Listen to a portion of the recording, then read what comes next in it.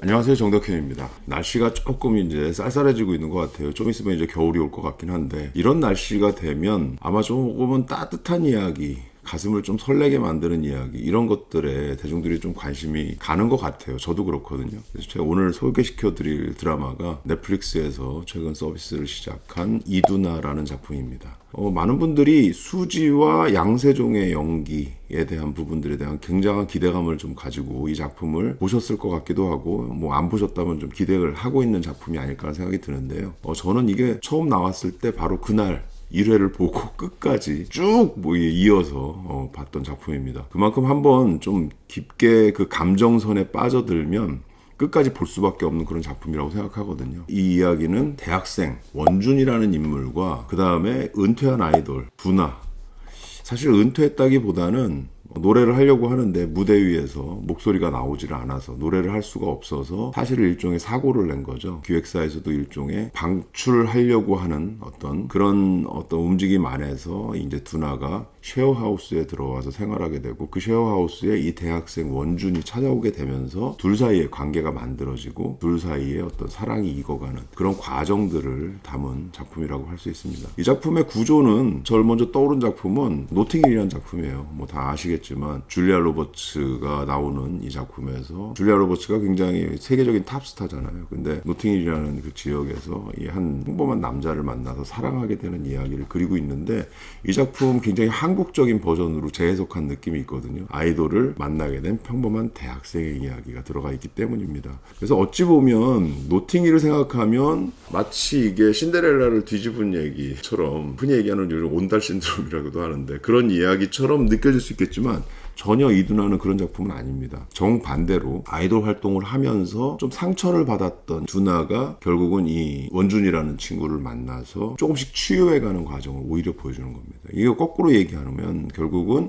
평범한 원준이라는 인물이 이 아이돌, 상처받은 아이돌을 다시 회복시키는 이야기 될 수 있는 거죠. 그래서 이런 구조 자체가 저는 좀 흥미롭다고 생각합니다. 왜냐하면 결국 회복하면 어떻게 되겠어요?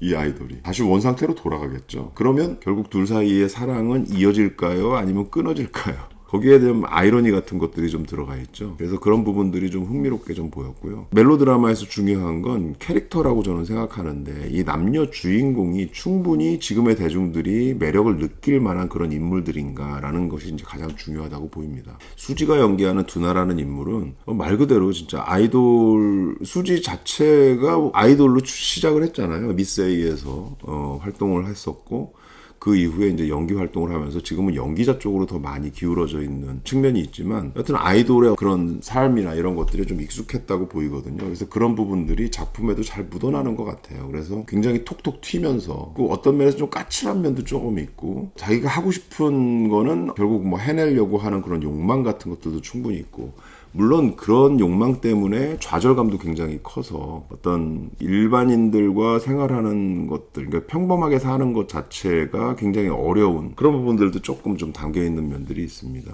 그래서 여기 보면 친구가 하나도 없고 그냥 아이돌로서만 활동해왔기 때문에 좀 외롭게 지내는 그런 인물인데, 첫 등장부터 굉장히 인상적인 장면이 딱 등장하거든요. 그게 뭐냐 하면, 이 쉐어하우스에 원준이 찾아왔을 때 이 두나가 담배를 피는 모습으로 등장을 해요. 담배를 핀다. 이게 사실은 그렇게 대단한 게 아닐 수도 있겠지만 저는 이 설정을 아주 굉장히 잘했다고 생각합니다. 왜냐하면 우리가 생각하는 아이돌의 이미지라는 거는 인간적인 냄새가 상당 부분 제거된 상태, 그래서 뭔가 반짝반짝 빛나기는 하지만 그 안에 뭔가 인간적인 온기라던가 뭔가 인간적인 냄새, 뭐 이런 부분들이 좀 거세된 상태라고 볼 수 있는데, 여기서 담배 피는 장면 하나로 이 부분이 확 드러나는 거죠. 그래서 우리가 생각하는 그런 아이돌에도 사실은 그런 인간적인 면들이 있다라는 것들을 그 첫 장면에서부터 딱 보여줍니다.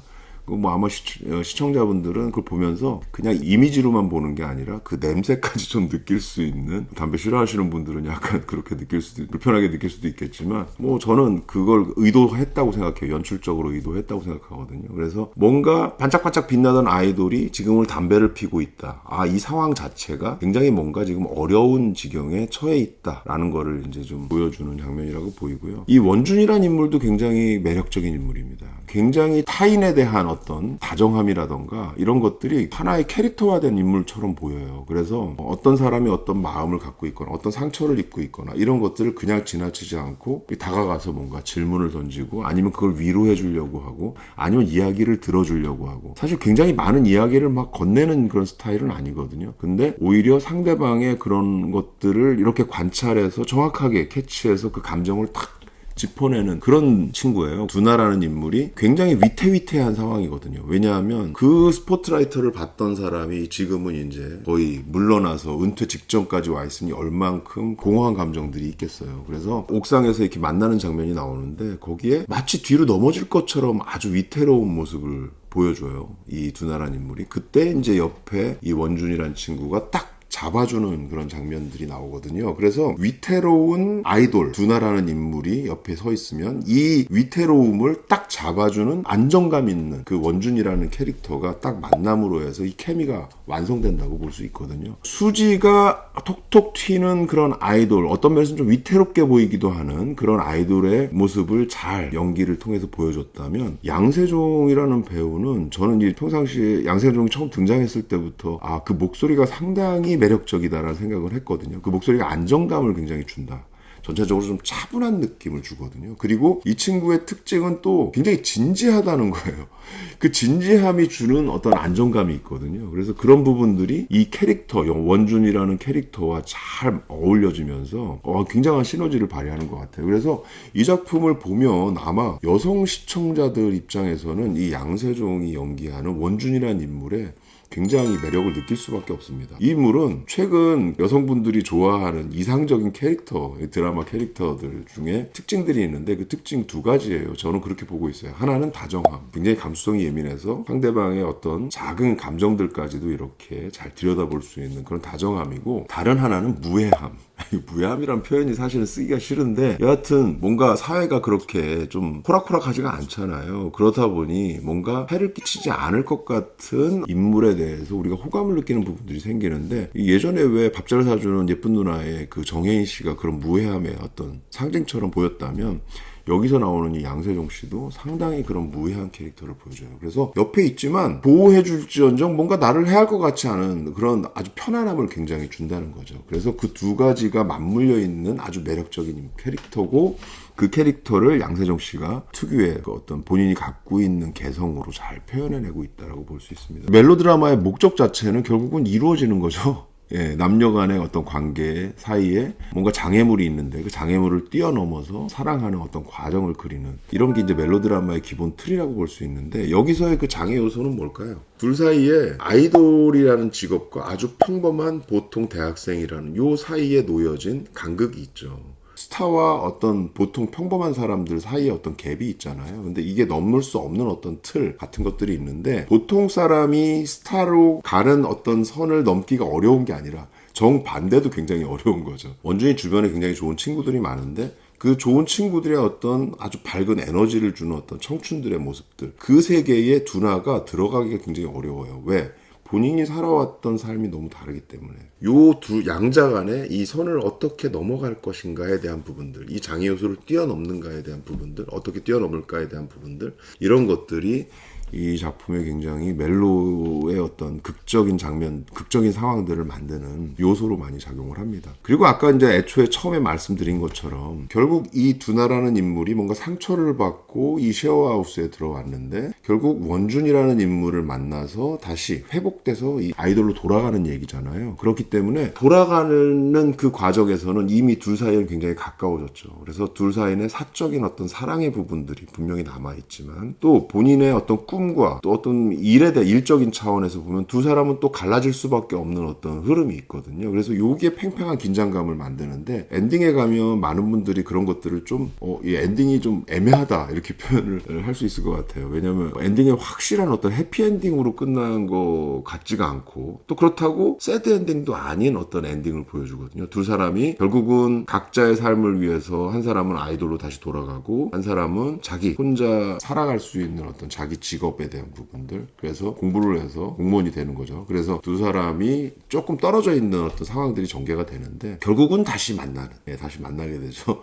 그러면서 서로의 마음을 확인하는데, 마지막도 엔딩은 그게 아니에요. 각자 자기 일의 영역으로 돌아가는 장면으로 또 보여줘요. 그래서 그게 약간 엇갈리는 장면이 보여주는데 이걸 해피엔딩으로 봐야 될까요? 새드엔딩으로 봐야 될까요? 각자 여러분들의 판단의 몫입니다. 근데 이 작품이 궁극적으로 하려는 얘기는 처음에 두 사람이 만나는 장면에 이미 다 들어가 있습니다. 그게 뭐냐 하면 이 집 쉐어하우스에서 만나잖아요. 담배 피는 두나를 원준이 탁 만나는 그 장면이 첫 번째 대면하는 장면이라고 볼 수 있는데 그 공간이 나올 때 쉐어하우스의 그 간판이 딱 살짝 조그마한 간판이 딱 보여지거든요. 근데 그 간판 이름이 뭐냐 하면 A 히루어 이런 말입니다. 근데 이 A 히루어가 무슨 뜻이냐면 그리스어로 사랑하는 사람과 만나다라는 뜻이라고 합니다. 그래서 사랑하는 사람과 마주치는 주문의 의미로 이걸 많이 쓴다고 그래요. 그 A 히로가 적혀진 쉐어하우스 그 편말 아래에 이런 문구가 적혀 있습니다. 이게 거의 이 멜로드라마가 궁극적으로 지향하고 있는 목표라고 볼 수 있는데 그게 뭐냐면 사랑하라. 그리고 그대가 원하는 것을 하라. 이렇게 적혀 있거든요. 여기 두 가지가 같이 다 들어가 있죠. 사랑이 있고 하나는 원하는 것을 하라라는 측면에서 일적인 측면들 아니면 본인의 꿈 이게 두 가지가 들어가 있는데 결국 이 작품은 마지막 엔딩에 가서 이 두 가지를 같이 둘 다 이루는 어떤 과정을 보여준 거 아닌가 하는 생각합니다.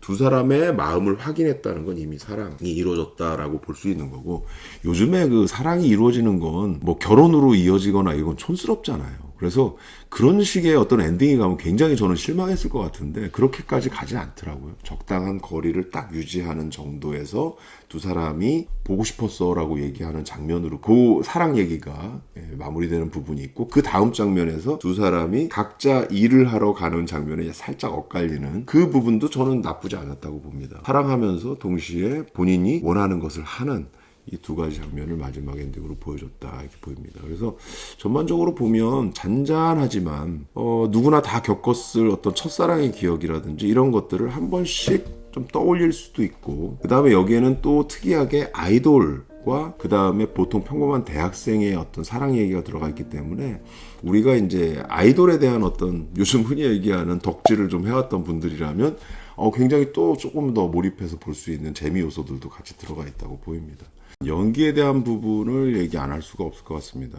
수지는 우리한테는 건축가개론으로 국민 첫사랑으로 기억되고 있잖아요. 그만큼 그 작품이 주는 이미지가 굉장히 강했다고 느껴지는데 연기자로서는 연기 변신이 되게 중요한 부분들인데 변신을 할 수 있는 그런 작품들을 많이 만나지는 못했다는 생각을 많이 했어요. 그러다가 제가 주목했던 작품이 영화 도리화가라는 작품입니다. 이 도리화가는 그 판소리하는 예인에 대한 이야기를 담고 있는데 이 본인도 아티스트로서 어떤 역할들을 그런 경험들을 했잖아요. 그래서 그런 경험치들이 좀 묻어나서 어떤 소리하는 사람의 고민이라든지 노력 뭐 이런 것들이 그 작품에 잘 녹아냈다는 측면에서 저는 연기적인 측면의 가능성을 좀 봤던 작품입니다. 그러다가 우리가 이 빼놓을 수 없는 작품이 바로 전작이었던 안나라는 작품이었는데 안나는 보면서 굉장히 통쾌함을 느꼈거든요. 그 통쾌함이 왜 느껴졌냐면 드디어 이제 수지가 껍질을 깨고 연기자로서 뭔가 발돋움을 하는구나라는 거를 확연하게 느낄 수 있는 그런 작품이었어요. 자기를 아주 끝까지 밀어붙여서 안나라는 인물에 빙의시켜서 그 안나라는 인물이 갖고 있는 극한치까지 끌고 나가는 그런 연기를 거기서 좀 발견할 수 있었다는 거죠. 그래서 그 작품에 이어진 이번 작품은 어떤 면으로 보면 다시 원상태로 다시 돌아온 느낌이죠. 왜냐하면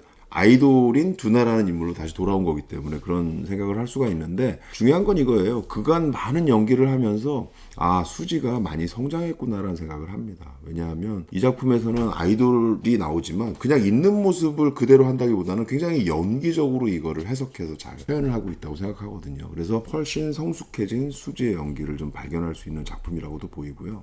양세형 씨의 연기는 아까 말씀드린 것처럼 그 안정감 있는 보이스 위에 굉장히 진지한 태도, 작품에 대한 진지한 태도라고도 볼 수 있는데 그런 게 이 캐릭터하고도 잘 어울려서 이 작품에서도 굉장히 빛난다고 보입니다. 양세형 씨는 아직까지는 신인이라고 얘기할 수 있는데 굉장히 빠른 속도로 좀 성장해가는 배우라고 저는 생각합니다. 향후의 미래도 굉장히 가능성이 많은 배우라고 저는 좀 기대하고 있습니다. 이정효 감독님에 대한 이야기도 빼놓을 수 없을 것 같습니다. 이정효 감독님이 사랑의 불시착으로 이제 많은 분들이 기억을 하실 텐데요. 그 작품에서도 멜로를 잘 그려냈지만 이 작품에서는 특히 서사 자체보다도 굉장히 감정선을 어떻게 계속 이끌고 나가는가에 대한 부분들을 아주 잘 표현한 연출력을 좀 보여줬거든요. 그래서 그런 측면도 좀 굉장히 군더더기 없이 감정들을 계속 몰입해서 빠져서 볼 수 있게 만드는 그런 연출력, 이런 부분들을 이 작품에서도 여러분들이 느끼실 수 있을 것 같습니다. 날씨가 좀 지금 좀 스산해지는 어떤 가을로 지금 접어들고 있는데, 이 날씨에 꿈은 좀 따뜻한 어떤 드라마로 여러분들이 좀 보면서 가슴이 따뜻해지지 않을까라는 생각을 하면서 여러분들한테 이 작품을 좀 추천합니다. 감사합니다.